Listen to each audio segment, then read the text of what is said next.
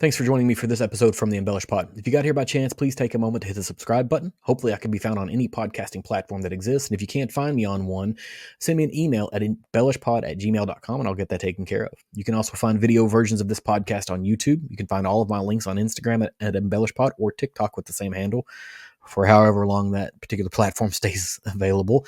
I have a website. It is www.embellishpod.com. It's also a place to pick up these links, episode details, and more. Today I have Brandon from High and Wicked / Altamar joining me to talk through their particular offerings and what they've got going on. I hope you guys enjoyed the conversation today. All right, this morning or afternoon or whenever you happen to be consuming this, I have Brandon from Altamar, also from High and Wicked, and a handful of other things. Brandon, thank you for hopping on. I'm always appreciative of time people will give because time's the one thing we can't make more of, right? And so it's an incredibly valuable commodity. If you could just kind of give me the quick introduction to who Brandon is. Cool. Well, first off, yeah, thanks for having me on too. And I also appreciate your time because this is, like you said, we can't get more of this, but frankly, I'm fortunate enough, I can write this off as being my real job, at least for today, so long as I don't mess this up. But as far as who I am, I grew up, I live in Kansas City. I grew up in Topeka, Kansas, and my dad owned bars and restaurants for up to 47 years. So I grew up just kind of sleeping in booths and always being in bar culture, right? And so always kind of right nearby, smelling and tasting just about everything. Got into college, and of course my mom was like, the last thing you ever need to do is get into the restaurant business. And I was like, yeah, but I know how to make money in the bar and restaurant business. And so went and became a bartender, ran an award-winning wine bar, and then got deep into wine culture. And that was like very transformative for me because up until then I had kind of worked your American steakhouses, your classic, like, you kind of know what you're getting into. And then here I was thrust into the world of like high-end wine and cheese pairings and chef-driven cuisine. And I'm like, holy crap, like there's this whole other world of restaurants that just opened up. So bartended my way through college and then graduated into the recession, right? Like in 2007. And I was just like, hey, cool, I'm going to go like use my journalism degree and go get a real job. And was working as a front-end web engineer at the time because I also had a pretty substantial tech background. And, everything kind of collapsed under me. And I was like, well, shit, what am I going to do now? So I went back to bartending naturally and then found my way into helping open one of the first craft cocktail bars here in Kansas City, which was called Manifesto. From that, started up a cocktail festival and then just kept going deeper and deeper and deeper. I got involved with a nonprofit that focused on agave sustainability, so focusing on tequila and mezcal. And through them got introduced to Altamar Brands. And then since then, I've got to, become the director of education, which basically means I'm the chief nerd in the company.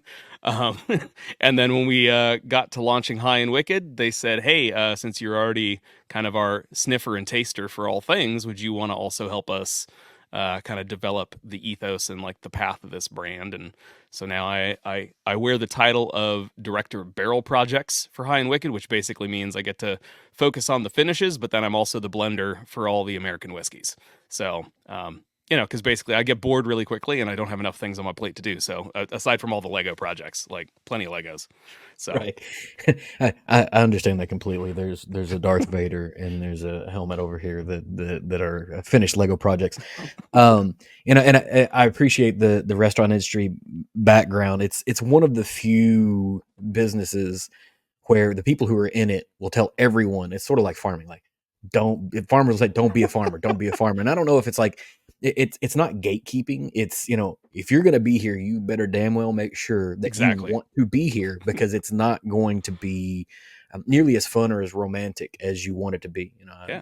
I didn't come from a restaurant background, but I spent a lot of time working in restaurants during college because it's a great way to make money. And sometimes you can get food for free. And if you're a poor college student, works really, really well. But I can tell you grew up in restaurant industry because you have a backup to a backup to a backup plan, right? Because Exactly. you can do web development, you can do journalism, but you can still work in the service industry.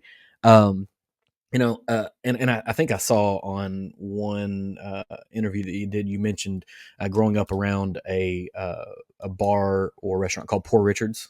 Yep. Is this thing?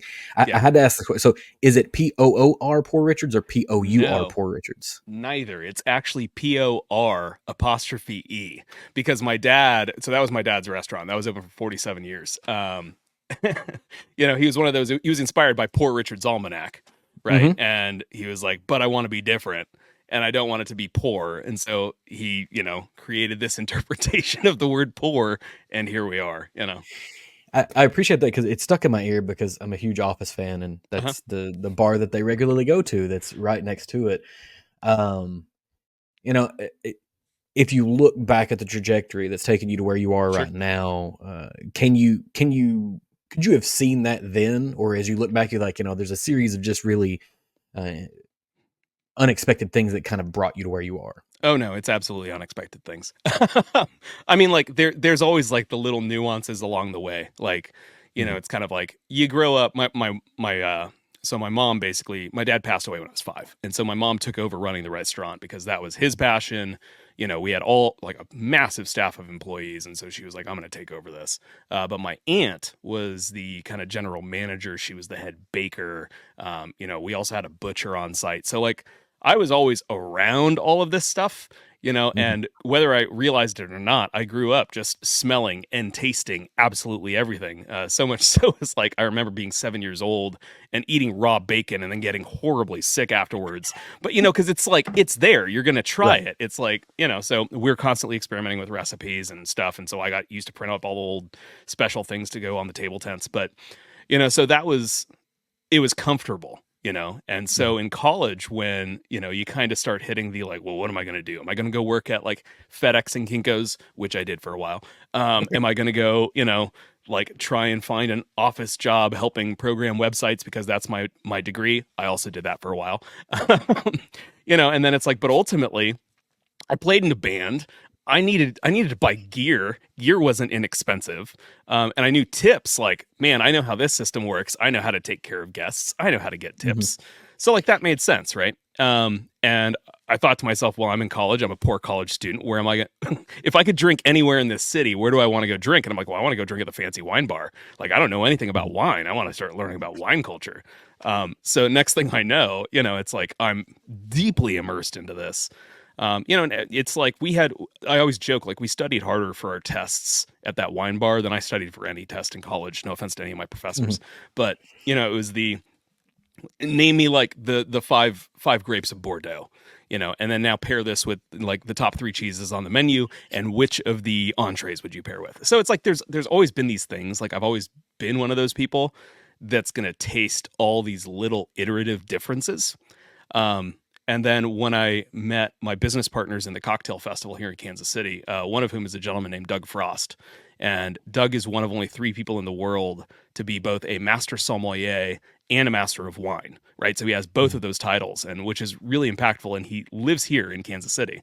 So it's like just being around him and critically analyzing spirits and tasting them, and having fallen in love like with agave and rum and armagnac and brandy, like it only kind of made sense on the trajectory. Ironically, like American whiskey was one of my first loves, and then it was Mhm. one of the things that I like fell out of love with because I was like, well, okay, I get it. Like we're all pretty like saturated in flavor. It's all pretty like consistent there. So I can see like Mhm. a track now, but I never would have guessed this is where I was gonna end up. So Yeah, the hindsight being 2020, right? yeah, Spending more time studying for the wine test than the college test seems like a real bad choice, but it also puts you where you are right now. Like, if your parents are looking at it from a higher level and they're like, "Listen, you're in college and you're spending a lot of money to be there. Pay attention to that stuff," right? But it seems a little bit more important to what you're doing now to focus on those things. And so, High and Wicked is sort of the place where you're doing the director of barrel projects. How long has High and Wicked been a brand? so the first official release came basically in I think it was September of 2020 was when Mhm. it came out. And at the time, we were kind of waiting on our kind of like flagship releases to get to maturity. And the original idea, and like part of like the backstory behind Wicked is also a whole other thing, but I've talked about that. We can cover that if you want to. But, it's kind of like we were going to do these little one-offs, and these one-offs were going to be like, wow, here's some of the craziest like whiskeys that we found that are just like, flavor bombs, where it's just like, holy crap, that's not what I expected. This is unique. This is different, which is, we like to call it a what the fuckiness. Like, we looked for this what the fuckiness in these whiskeys and like, wow, that was a really interesting one. And so we released that first one in, early or late 2020. And, the initial projections that we had run, because obviously we've been doing spirits for a while, in rum, in tequila, in absinthe, in Armagnac, you name it. But we were like, okay, we probably got about a year and a half on this release. We'll maybe do 1 or 2 releases a year. And we released it in September, and we were sold out by December. And we were like, holy crap. Like that went way faster than we thought. So it's like the brand quickly evolved, from there because it had to. So, all right. So, and you've mentioned this before. Okay. So this is who the fuck knows who Bruce Kiskadon is and how to get to this name, right? Because I listen to other interviews and I hear you mention this. And I'm like, okay, cool. I'm gonna go read this. So you're the person, right? There's no virtual version of that poem online that's not behind a paywall right now, like that, and it's old enough. Like I spent a little time. Awesome. I spent like 2 hours trying to find it yesterday because I get a thing in my head. I'm like, oh, I want to read about this. I want to know, like. So you're the one. You're the one that comes across this thing. No, I take zero credit for that. That is our founder, owner, and CEO, Mr. William Lee Lyons Brown III. And I mean, so you got to understand, Lyons lives in Jackson, Wyoming, right? Like, obviously, I was born in Kansas. Like, cowboy culture has always been very much a part of like my world. But I don't know if anybody is as deeply rooted in the world of cowboys as those folks that live in Wyoming. Like, holy shit. So, he's up there and he's hanging out with, a bunch of University of Wyoming folks, and cowboy culture is very present. And he's also a huge literary buff. And so he's looking up all these classic, cowboy poems from the turn of the early 1900s. And it's like he stumbles upon Bruce Kiskadon, and like, so I have this one book, which is Shorty's Yarns, right? And it's like just even the pace, the wording, like the way that he writes is it's pretty incredible. Like, as somebody who is a word geek, right? And I'm gonna go out on a limb and call Lyons a word geek, and he's probably, if he ever hears this, he's gonna be like, "Don't you ever call me that again." But he is. Look, I don't think he can defend you. Like, I don't think he can come against. You named a brand after a cowboy poem that you have to be a word geek to get at, right? Yeah. Like, this is, it was interesting kind of digging into who Bruce Kiskadon was, right? And what kind of a personality he was and where all he lived. And he was a cowboy in every sense, including being a cowboy in Australia as well, right? Like this, it's just this weird story arc that exists for this particular guy. You can't not be a word geek and know who this is. Like, this is a thing that has to happen. But so, like, at the end of the day, this is the classic example of how hard it is to trademark something in the United States. Because I want to say High and Wicked was like the 72nd or 73rd trademark that we had submitted, right? And a large part of them, like, were coming from inspiration from these poems, some from just other things we were throwing against the wall. And this is one that stuck. And we've dealt with this problem a number of times for, multiple brands we've launched, and it's just, High and Wicked just kind of seemed to fit, and it definitely fit like the ethos of what we were trying to do. So, we stuck with it. Yeah, no, and I love the branding of it. It's, those are the things that some of us sort of geek out on. You've mentioned the sort of the founder here, and you're a part of this Altamar Brands as well. Kind of expand on what Altamar is.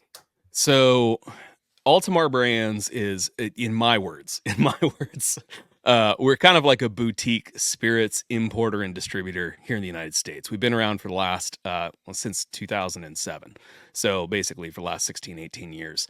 And, we've dabbled in tequila a number of times. But ultimately what we really try to look for, we're looking for, as Lyons would say, rock star distillers, Mhm. who basically prize inefficiency more than anything, because in inefficiency, you then develop flavor, right? Like the big guys, the big distillers, they are all about creating a more efficient process because bean counters are essentially going to Right. dictate Make the how they need to decision. operate. And so, if you find these folks that are just inherently inefficient, you actually end up resulting with massive flavor. And so kind of our ethos Mhm. is like find a rock star distiller, usually somebody who's multi-generational, because if you think about it, things like harvesting agave, which takes like 6 to 8 years before it's mature, or things like waiting for whiskey or rum to fully mature, you've got to wait, you know, 5, 8, 10, 12, 14 some years before like you get a full like Mhm. education of even what the hell you're working with.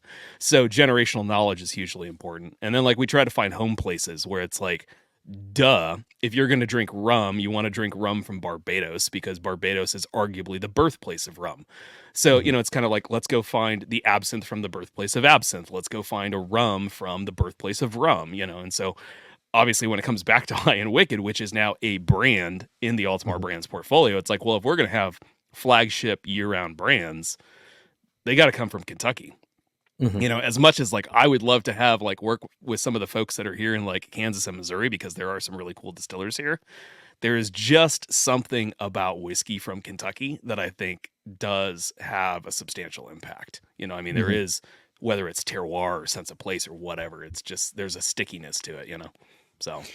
Yeah, and that I mean, it's I'm glad you touched on that, because you have sort of the flagship pieces, and then you have these special one-off things that happen on a regular basis. Because at the end of the day, you're still a part of a boutique operation, right? And so Yep. coming across those unique things is really really interesting. But we'll talk maybe first about the rye offering. Hmm. Specifically, right? If you don't mind, because it's one of the only bottles that I have found yet that will tell you exactly who made that whiskey, right? Because you guys are having a custom mash bill of what 91.9 Hmm. from New Riff, Yep. right? But New Riff is on the web or on the labeling of that. Like, how does this happen? Because this is not a normal thing. So there's occasionally things happen really fortuitously, right? That mash bill that mash bill and that whiskey was the result of a number of socialized blind tastings, right? With bartenders, distillers, blenders, sommeliers, you name it. And not just New Riff, right? We actually had a number of different distilleries in the running there, and we threw some mainstay favorites, some big names into it as well. And New Riff kept taking the number one and the number two spot. So, because we had Mhm. two different expressions from New Riff there, and we're like, holy crap, like we actually didn't know it was New Riff at the time, but it's like this, whatever this unnamed distillery is that we're tasting, like their shit keeps coming up on top. Right.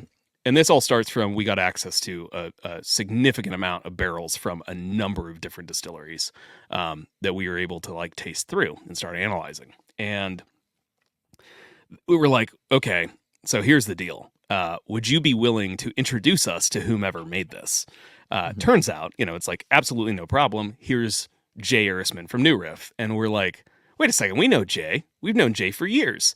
So Jay actually, so we used to import a small tequila brand called Tequila Ocho. They're not so small anymore. They've grown substantially. They're now owned by Heaven Hill.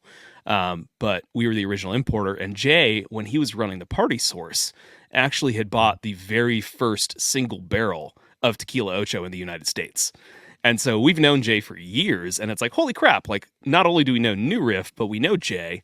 And then we just kind of talked with him about it. And it's like, look, like we want to put this out there. We want to, develop our own protocols for it. We want it to be distinctly different from standard New Riff, right? We Mhm. want this to be very different from your standard 95.5, right?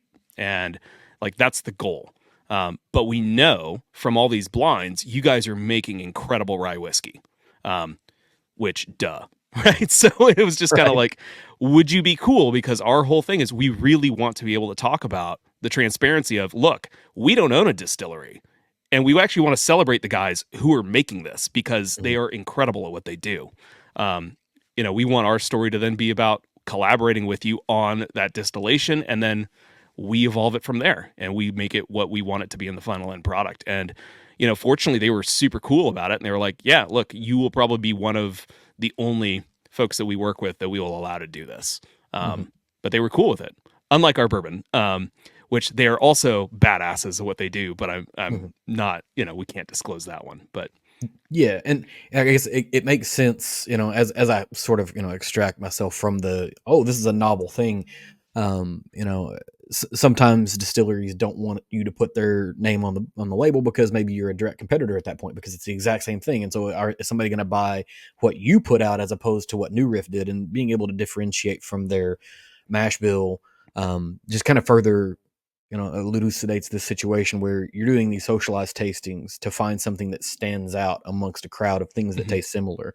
And New Riff does that on its own with its 95.5, which is a direct competitor mash bill with some other brands in the marketplace that make a lot of 95.5. And they're continually winning there. And so it makes sense. I guess as you kind of explain that, it starts to make sense. But then there's, the bourbon world where mhm. it is far less likely unless you want to spend oodles of money to be able to put that distiller's name on it. I think about um, what Dave Jennings did with his Pride of Anderson County, and I Mhm. know he probably paid through the nose to be able to put Wild Turkey's name on what he's doing, Exactly. and that's going to come through in the end. But you've got two for a boutique brand. Is Mhm. it weird to have two mainstay staples that you're going to have continually? Does that feel a little bit off? Um,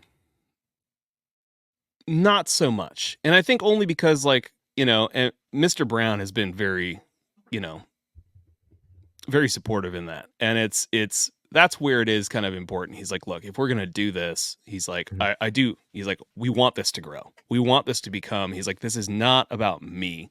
He's like, this is about a legacy. This is about my kids, your kids, our kids' kids. He's like, we're Mhm. not getting into this just to be like a quick fly by night situation. He's like, so we have to start thinking about the very high level view of what do we want this to be in the on the long run. And so that's where these flagship releases are so important, because that is where it's like, okay, we're buying new make Mhm. and a lot of it. And Right. because it's like we gotta start building that supply. And so it's like, okay, if we're going to anticipate growth, how are we going to anticipate growth over time? And it just presents a whole litany of problems that are unique from the boutique world, right? So it's Mhm. like we're still boutique, we're still very much thinking about it in that way. But then how do we start crafting it in such a way that you can like create some efficiencies in the process? Although, like I mentioned like earlier, I'm in like the meat and potatoes of the next blend right now, and I've got 250 some rye samples and about 300 some barrel or bourbon samples, to start sifting through. And we're looking at the rye is going to be about a 30 barrel blend, the bourbon's going to be about a 50 barrel blend, and it's the I'm still tasting every single barrel, because it's very much we don't know our rick houses yet. We don't know our floors. We don't know our temperature changes. And so it's like we do have to go through it in this very one-on-one process. And it's one of those things that the tedium of it is a lot, right? Because there are a lot of things that I get to do that I love doing. And tasting whiskey is, of course, one of them.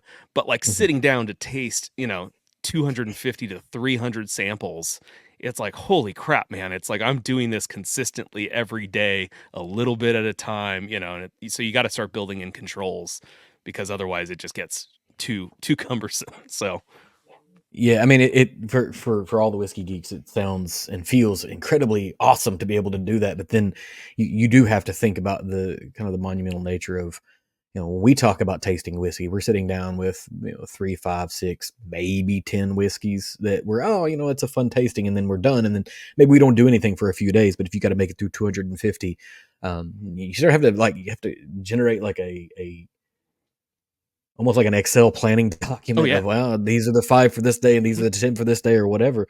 So how do you go about, you obviously have to taste through everything, but how do you go about building your blend?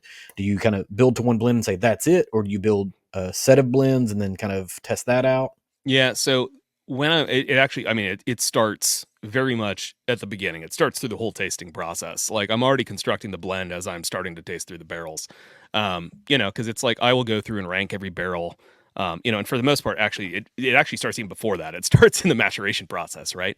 So going back to New Riff, one of the things that we're doing is we are not homogenizing the distillate, meaning that like we run direct from fermentation tank into the still, right into barrel, right? So every 12 barrels, we have a change in fermentation tank.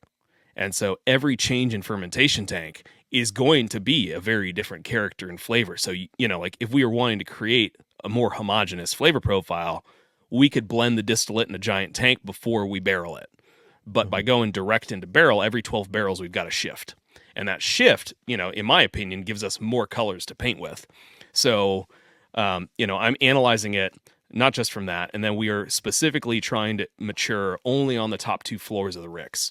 And that's for both the rye and the bourbon. With the bourbon, we do want a little bit on the lower floors because we get way more spice note out of those floors. But generally, we want to be on the top 2 floors, which is really expensive real estate. But you get the most push and pull out of those casks. And so as I'm going through and analyzing, I'm looking at, okay, what are my fruit notes? What are my spice notes? What are my chocolate notes? What are my nutty notes? And then I rank it on intensity, like how intense is that particular barrel. And then if I'm going to give it an arbitrary overall ranking, which is this is the Brandon's favorites column kind of thing. It's just I'm going to give this one an 8 because that's what it felt like today.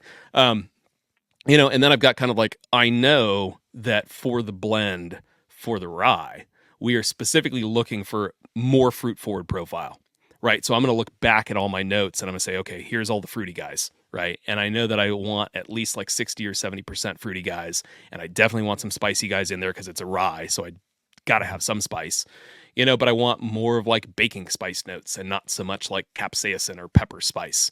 So it's I'm constructing all those little things and pulling out the barrels and then and then I will create about 5 or 6 bench blends of my 30 some barrels. And then those are the ones that I'll put through blinds again. And I'll determine, okay, this is the one that is either A, the most consistent, or B, a significant improvement from the last batch. So you build your blend. Then how do you get to the final, this is the one we're going to put into the bottle? So yeah, I'll create 4 to 5 bench blends. And then from that, I'll also throw in the previous batch. And then we kind of analyze it. And it's just okay, again, this is either the closest representation to the previous batch, so trying to create some consistency, or this is a significant improvement, right? So it's we're trying to always evolve it. And obviously, as we get more and more barrels that are getting older, we've got way different notes to start playing with, right? Because now we've got 6 and 7-year-old that we can start integrating into some of these blends. We're always going to be a minimum 5 age statement, but the goal is we do want to integrate a chunk of this, which is why we're only taking 30 of 250 barrels, right? Or 50 of 300 barrels, because the idea is hold back, because again, it is a long-term play. So, yeah. So, I assume, Altamar is not this huge multinational conglomerate with, tons of blenders and tasters and whatever. Who is the yes or no, the thumbs up or the thumbs down, from that is me. Good, bad, or otherwise. I get to sit on Oxum's razor there, and know how depending heavy upon as how the head that uncomfortable wears it the is, crown, right? pretty much. And I mean, again, I try to gut check myself as much as possible. So before I sign off on it, I am taking these little sample bottles around to my buddies. It's just hey, bartender buddy who I know is obsessed with whiskey, taste this. Hey, right. Retailer buddy, hey, you are an excellent distiller and blender, and I'm extremely fortunate to be in your world of people right now. Will you please taste this? And I mean, to be honest, I'm also not just tasting whiskey geeks, because largely one of the things that I actually asked Lyons early on, I was like, are you sure you want me to be doing this? Because again, I've not really been terribly enamored with American whiskey for a while. Right. There's some cool shit going on, don't get me wrong, but for the most part, I've been focused on rum, I've been focused on agave, and he's like, that's actually exactly why I want you to do this. So I'm not just tasting it with my whiskey buddies. It's also hey, you are a rum obsessee. Taste these and give me your honest thoughts, and then tell me which one you like the best, right? And so it's I'm trying to diversify it as much as possible and mitigate my risk, but I think it keeps it from becoming one note, right? And that's what American whiskey can often be kind of blamed for, being very, very, very specifically bourbon, right? When we say American whiskey, a lot of times we're really just saying bourbon there, right? Because American single malt's a different creature, and there's a ton of people, when we talk about rye in North America, people are like, I don't like rye. They do, they just haven't tried anything besides one particular brand's 95.5 or Kentucky rye, which is a little bit more like a bourbon than anything. Mhm. because of how much corn content there is in it, right? So we're really talking about the one noteness that can exist, and I think that's one of the things that you guys achieve through your standard offerings and through some of your LTOs and Mhm. other things. Being a part of the Altamar brand, you have access to incredible spirits. Do you intend to do as many crossovers as you can in places where you've built relationships with the High and Wicked, or you just keep it High and Wicked as its thing? I mean, so we've done one so far. And like the deep irony of it is that we were going to import an Irish whiskey, and I got to give you a little bit of context. We were going to import an Irish whiskey uh, coming from Noel Sweeney, and Noel is like former master distiller blender from Cooley, and he is, to date one of the most awarded distillers and blenders across all categories of whiskey. And he Hmm. sits on the technical. He was like the former technical chairperson for all of Irish whiskey, so he's overseeing like a shit ton of Irish whiskey. And so Noel was going to launch a new brand. And we got connected with him. We were like, holy crap, yeah, we would love to import this as Altamar, right? Hmm. And then during the pandemic, everything kind of fell through, and the conversation then became, well, I've already started laying down some of these stocks for some limited releases that we were going to have under this Irish whiskey brand. Would you guys be interested? Right. And so this is actually exactly at the time when it's like we had just blown through that first release of our singular limited releases. And we are like, holy Hmm. crap, what are we going to do next? And it's like, well, we just created this brand. We were just going to be American whiskey. But now here's Noel Sweeney, and he's saying, I've got this stuff. So, I Hmm. mean, like some of those releases have gone on to be like best cast strength Irish whiskey, best single grain Irish whiskey. And so he came back to us and he was like, hey, I've got the single grain. I would really love to finish it in some rum barrels. And we were like, well, hold on. As opposed to you just going and getting any old rum barrels, like we would love to introduce you to Richard Seal from Foursquare, who is Hmm. arguably making some of the world's best rum right now. Put them in touch, and like the result is just like holy shit. Like we talk about, we want the whiskeys to not only have what the fuckiness, but also a high holy shit factor. And it was one Hmm. of those like the first time I tasted, I was just like, holy shit, this is I can't tell if this is Irish whiskey or if this is rum, and this is fucking incredible. And it just drinks so easily. So, um, that was the first one where it kind of made sense. Um, Admittedly, like now it's a matter of we've got brands that only use ex bourbon barrels currently, and we're like, well, we've got some really incredible ex bourbon and ex rye barrels as we are Hmm. creating these blends, right? Because part of the protocols was also like, look, we are going to analyze not just cooperage but forestry, and are we seasoning versus kiln drying on the barrels. We're not really sparing any expense on the quality of Hmm. barrels we're getting, and so would really prefer for those barrels to then go and have a second life in tequila or in rum or in somewhere else, right? So right now, sure, like we've got that collaboration from Foursquare, like basically sending barrels to Ireland, which is incredible. But the same idea Hmm. is then like, okay, well, where are we going to start sending our barrels? So I think it's it's not an if, it's a when, and I think Hmm. it's also if it is an if it makes sense, right? Right. Because like I could just arbitrarily be like, I'm gonna, you know, take some absinthe and like throw it in some oak, and then I'm gonna have absinthe barrels. And I I don't know, like I would like that as like a super cocktail nerd, but Hmm. I know that flavor profile can be ultra polarizing for some people. So like yeah, Yeah, and I've seen there's another brand that does an absinthe finish on whiskey, and it is absolutely polarizing. I am one of the non-absinthe fans, and I really, really want to like it. Like it's one of those things that I've tried a number of times, and it's just not a flavor that I can be yeah, okay with. And yeah, maybe I've got there's the cilantro gene where you taste cilantro and it tastes like soap. That I oh yeah, have that oh gene. yeah, Maybe there's I don't like the flavor of anise, absinthe yeah, gene, right? uh-huh. Anise and black licorice at a high degree is not a thing for me. But you've touched on this already. You guys have done some Irish whiskey. Mhm. Um, tell me a little bit about that. You touched on it a little bit, but let's hear the is this this is a continued thing for you guys? How often? What is the target? What are you doing with Irish whiskey and bourbon and rye at the same time? So, I mean, we've obviously got our flagship bourbon, we've got our flagship rye, we have seasonal cask strength editions of each of those. Um, And then we stumbled into some straight bourbon distilled in Tennessee that we really really liked, but that was kind of, it had lost some fruity characteristics, and so we decided to double wood finish that, to kind of see what kind of things we could flirt with there and make it really what the fucky. And then when it came to Ireland, I mean, again, like this opportunity just kind of presented itself, and so we kind of went deep into it fast, right? So we had like 3 releases from Knoll, like number 2, number 3, and then I think it was number 5, from the singular limited releases were all Irish, right? So we didn't have another American whiskey until number 4.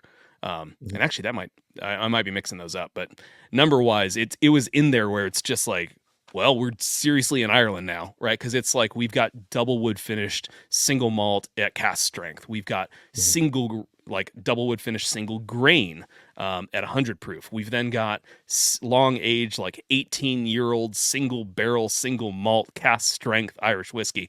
And like, it was one of those like, holy shit, like we need to pump the brakes on this a little bit, but like we wanted to make a splash and just make sure everybody knew like we are going to be an Irish. Right, because the American side was pretty well established, or we had really well established that so far. So it's like, all right, here we are in Ireland. It is still going to keep happening, right? We're going to have 2 to 3 Irish releases a year, it seems like, and that's kind of the path we're on right now. So we just launched that 4 square finish, and then we've got one more that's going to be coming out in around August, and that is an Amarone finished single malt Irish whiskey. And then we've got the 20-year-old single barrel cask strength single malt that Knoll distilled back at Cooley.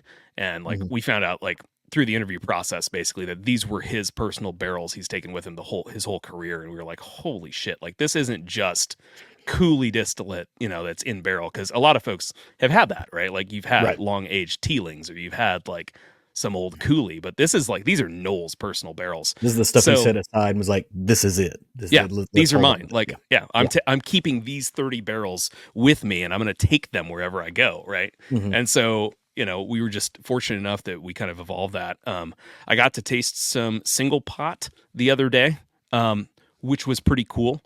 I don't know that we're going to get into single pot Irish just yet. Meaning that like it may need a little bit more time. It may need some finishing. It may need something else. But, it's kind of like the world of Ireland is definitely still part and will be a part of the High and Wicked story.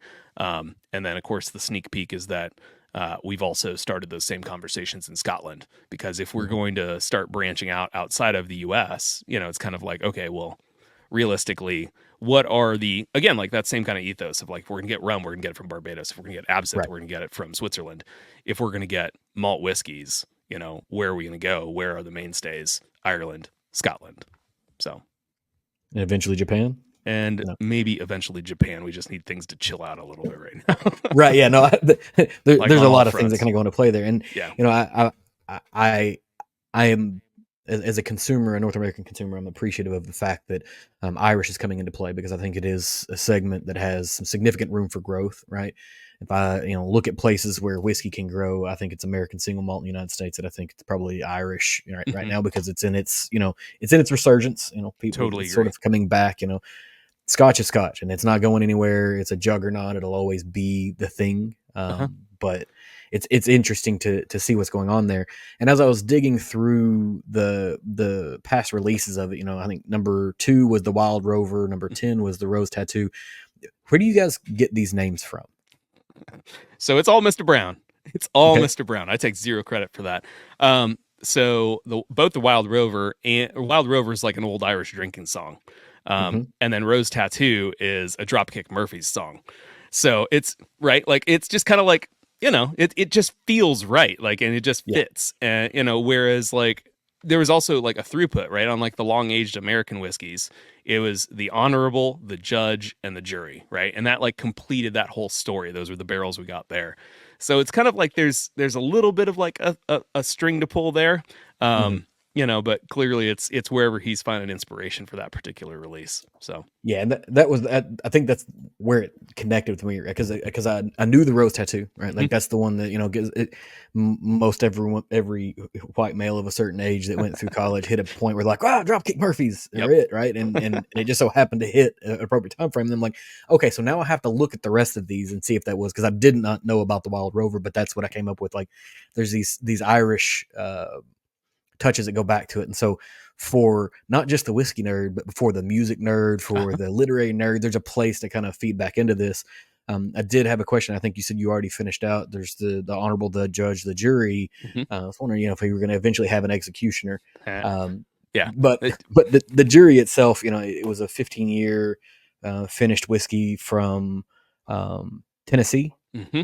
What Originally is it distilled about in Tennessee. Tennessee that finishes so well? Like if a 15, it feels like a lot of places you find an advanced age Tennessee that picks up a second barreling really, really well. Well, I mean, the beautiful thing is like you got to remember, like we started tasting these when they were about like 11 years old. Like the first one we released was a 12-year-old, and we finished it in Cabernet Sauvignon. And when we tasted it, it's like you get all these beautiful nutty characteristics, right? And that was like a good thing, like good, like hazelnut, peanut butter, like these elements that are really indicative of good oxidative stress and really good long aging.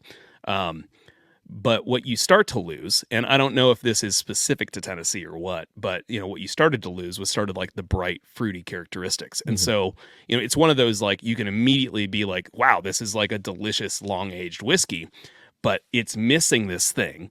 And we could totally finish this out and put this thing back into this and make it super what the fucky, and basically transform it and make it just something that's totally different. So I think that was part of it because you have that such a distinct nut characteristic to it, like that again, like hazelnuts. That's where it was like, okay, this is a really interesting whiskey, and that's something that will punch through no matter what we finish it with, right? Like, because at the end, like, I don't want it to taste too much like Madeira or too much like Tokai. I want it to still have that core flavor of like a really great whiskey in it, right? Like in my opinion, it's all about balance. And some of those, like the jury was an aggressive finish. The judge was a much more judicious finish. Nice It's like I got to on build words. like one dad joke in somewhere. So it's only fair. yep. I will say that I had an opportunity to taste the jury a couple weeks ago. We were part of a Bourbon Lens tasting group, and it's one of the all three of the bottles that we got to taste there end up in my little box that I keep for going back to at the end of 2024. What are the things that I tasted that were the best, right, of the year? And it's in the running, right? We'll end up with 30 or 40 of them at the end of the Love year it. probably, and then we'll see what happens. But it is phenomenal. What you guys are putting together is great. This maybe going back to the High and Wicked brand specifically, as you poke around the website, and the link details will be here. At the bottom of the page, there's this thing called the Phantom Riders. What is the Phantom Riders? So the Phantom Riders, it's basically also from another Bruce Kiskadon poem, right? But the Phantom Riders were essentially the ones who would ride out before the cowboys would show up, and they were basically surveying the whole area. But the intent here is to be like just a first to know club, essentially like a membership club. And the original intent was like, so let us know what you've had, let us know what you love, and we will give you a heads up on future releases. Now, admittedly, since the entirety of High and Wicked is currently myself, Mr. Brown, and Mr. Kevin Sachs, it's we don't really have somebody to like manage and send emails and do all that. So but the intent is that is what that will become. So, it is one of those like sign up now while you can, because eventually we are going to close it down, and it is going to be a members only invite process. So the only way you could become a Phantom Rider in the future is if you are invited by a current member. So that's the intent, and it's very much that reciprocal, like, okay, my buddy John, I know he loves High and Wicked. It's like, hey man, like, here's my code, go sign up on the website. Then get a heads up. We'll do single barrel picks. We'll do all that kind of stuff in the future, but that's kind of planning for the future. So that brings up an interesting question. Do you intend to offer up the opportunity for single barrel picks for other, retailers that you're partnered with, or groups or functions? Like, is this a thing you're already doing? If not, is this a thing you're planning on doing? So we've done about 4 picks so far. We had one that was done by we had one that was done by Bourbon Women. Hmm. And early on, if you know Peggy knows Stevens, Peggy actually helped us with some initial analysis of some of our rye and some of our rye barrels. And so she was like, "Look, I want one of your very first single barrels. I want to use it for Bourbon Women. I'm going to put it out there." And so we did it. And then we've only done about 4 so far. And Hmm. admittedly, like, it's just there's so much heavy lifting to get every single barrel released.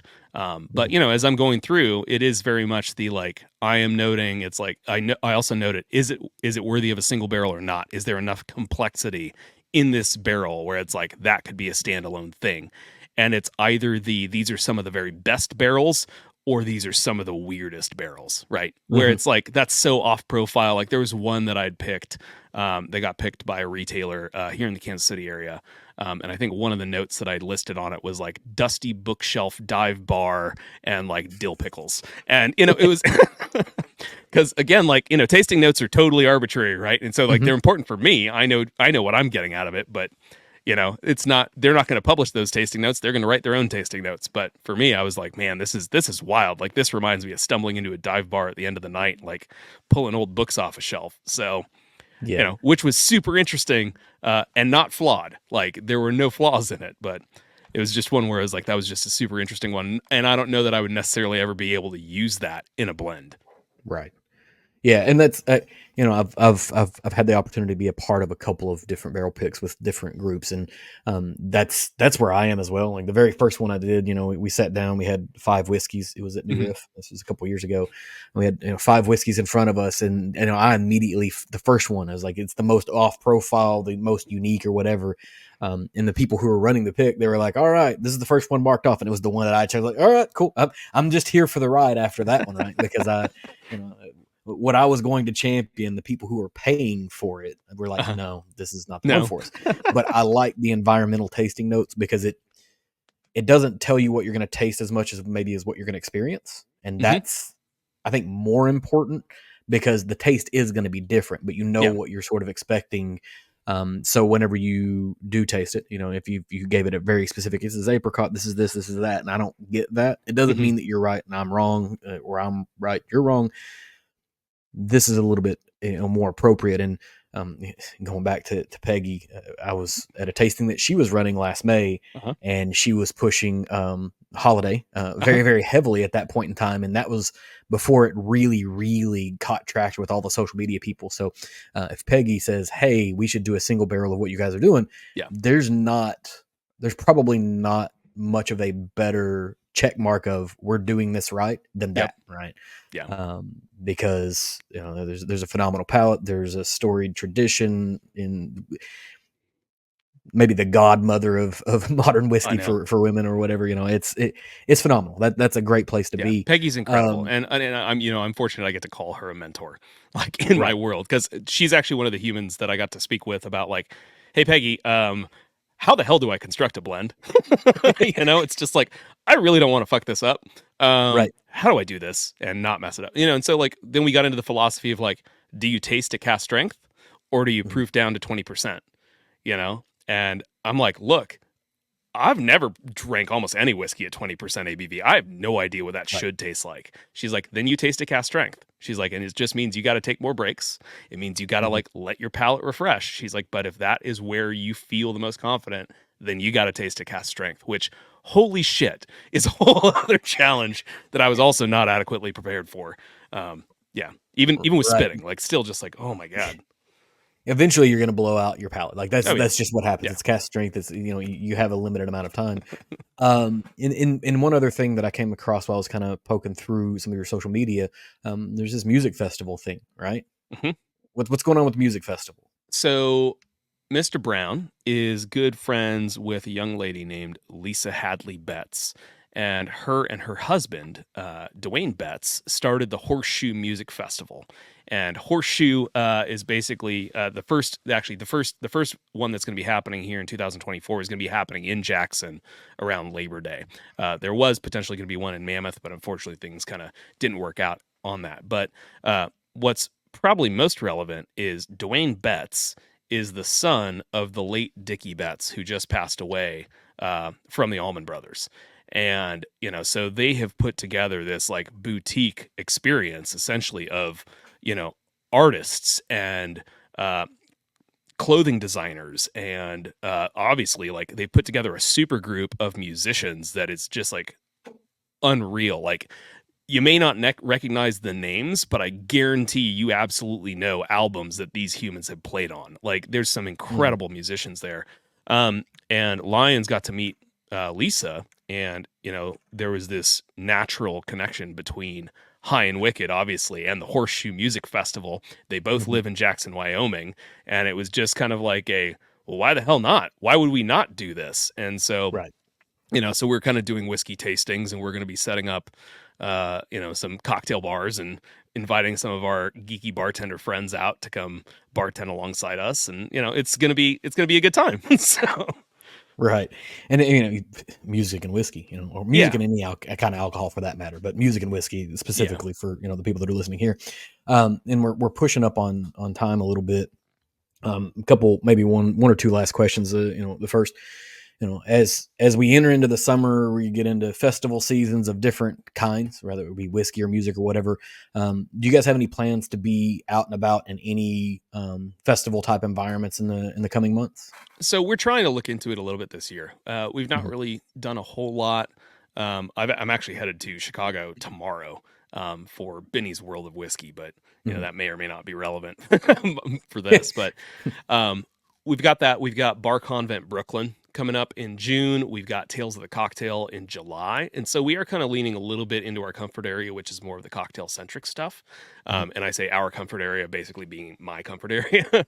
But we've talked with the folks over at Whiskey Advocate about doing Whiskey Fests and about doing some of those as well. And I mean, it's one of those that it's like, if there's a whiskey festival that any of your listeners think that like, no, this is the one, like, you guys need to be here. Like, I would actually welcome that information, because frankly, between blending and doing educational sessions on rum and on tequila and everything else, it's just like, I want to get some more of these on my radar. So, because frankly, I'd love to go to them. So, yeah. And I think, from everything that I saw from Tales of the Cocktail last year, I think you're in the right path. Like, you're already headed down the right ways to go, because immediately everybody's going to say, Kentucky Bourbon Festival.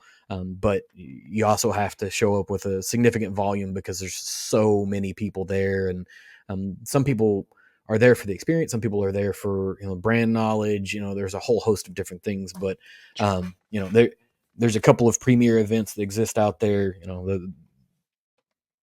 where it makes sense for a brand to be, it'll sort of populate up to the top, or at least from what I've seen. And then, kind of trailing into one of the last questions, where can I buy High and Wicked? Right. We haven't even really talked about that yet. Like, where can I go purchase this? So we're actually in 41 states now, believe it or not, or pretty darn close. And, we've got several great e-retail partners too. One is Curiata.com, another is PassionSpirits.com. And, they ship from New York and from California. And so fortunately, like, it makes it pretty easy to access. Total Wine has also done a few features for some of our products. And so you may very well be able to find it in like your local Total Wine, just knowing that they are obviously like the largest national spirits retailer out there. Right. But I would say, if you go to the Altamar Brands website and you look at our list of distributors, any of those distributors in any of those states could theoretically get High and Wicked.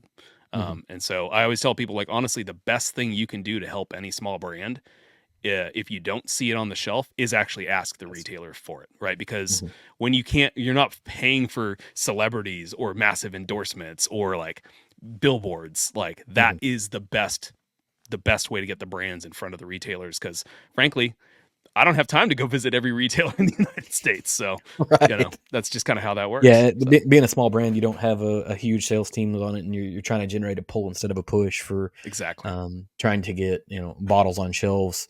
It feels like that this brand has understood its identity in the marketplace, where you're wanting to go. From what I've seen in the last 6 months to a year, of kind of where you guys are going, there's a place for these types of brands in the market, I think. And as people start kind of predicting the impending doom of the bourbon bubble, I don't think brands that are doing what you do are as impacted by that as maybe the some of the larger scale folks out there. People are looking for a reason to spend the money, and when you have something unique and valuable like this, that's why they will spend the money at that point, instead of, And I need another bottle of Jim Beam White Label. right. Those will always sell, right? And Yeah. I think, I can't remember, there was a brand that was talking about, my goal is, can I get 3% of what they sell? Right? Yeah. Can I get 3% of what one of the big guys sells? And you'll be incredibly successful. But thank you so much, Brandon, for your time. It's always really fun to talk with you guys. The product speaks for itself, and just more people need to hear it, right? I think that's what it kind of falls into. So Love it. thanks for hanging out. Thanks for tuning in for this episode of the Embellish Pod. If you enjoyed this, please leave me a review on whatever platform that you're consuming this on. Leave a comment if possible. Hit me up on social media on TikTok or Instagram using EmbellishPod, and give me a follow so you can keep up with what's going on there. I can be found at www.embellishpod.com with all of my links, accounts, contact details, and more. Thanks for stopping by.